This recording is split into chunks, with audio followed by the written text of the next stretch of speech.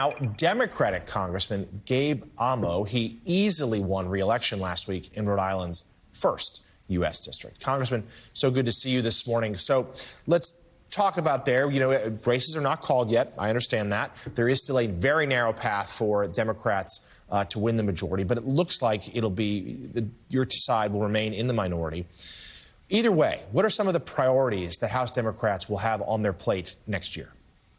Well, good morning. I think Democrats in the House are going to continue to be laser focused on the cost of living crisis that many Americans are experiencing. Of course, that's going to include holding the incoming Trump administration accountable when they put something forward like the Trump tax hike, raising tariffs. That's ultimately going to mean more dollars coming out of the households of Americans across the country when they have spoken resoundingly about their desire to see an ease of the burden that they've experienced.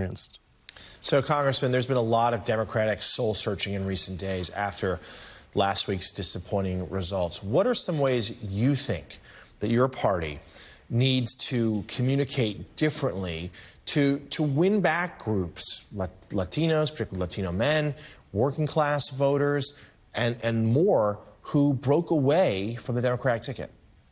Well, look, I think it's very easy to ascribe the results of last week to one particular community, to one set of messaging. I actually think we have to take a pause before Democrats, fight inwardly or engage in jumping to conclusions. We have to look at the range of experiences. For example, black voters continued their normal pattern of support for Democrats, voting for Kamala Harris in similar numbers to Joe Biden as they did 4 years ago. So what Democrats ultimately have to do is make sure that our message is connecting with voters to their experience, to the challenges that are rising up. And I think that includes the cost of living.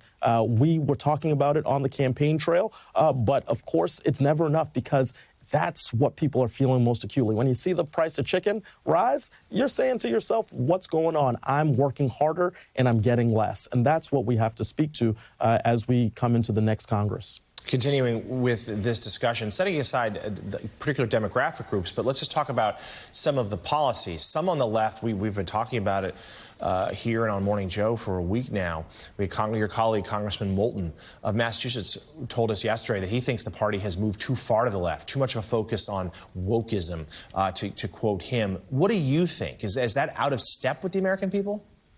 Well, look, I think, again, the generic labels, the undefined terms of wokeism, right, left, moderate, progressive, I think it misses the point. The American people want us to deliver for them, and they want to also feel the work that we're putting in. And I'll be clear. I mean, I think there's a bit of a disconnect.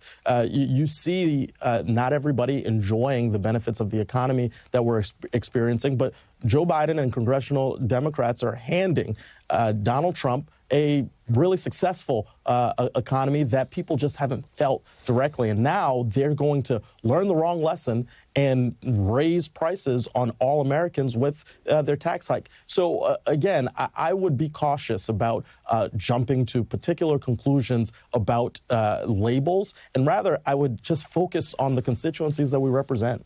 And lastly, Congressman, we talked earlier in the show about some of Trump's appointments, the president-elect's plans for this mass deportation, already talking to some private prison companies about building more detention centers. If indeed he follows through on his proposal to take away, to move potentially millions of illegal immigrants out of the United States, forcibly move them out of the United States, including people who have lived in the country for a long time, what will the response be of the Democratic Party, both in terms of the House of Representatives, but also on the local level, your constituents in Rhode Island? Look, the Trump administration that's incoming does not have a resounding mandate. Remember, the popular vote is going to end up being about a 2-point difference. So, what I will say is we have to be strong at the state and local level. That ultimately was what happened in the first Trump administration. You saw state and local leaders join together with Democrats in Congress who were holding Trump accountable to make very clear what our values are as Americans.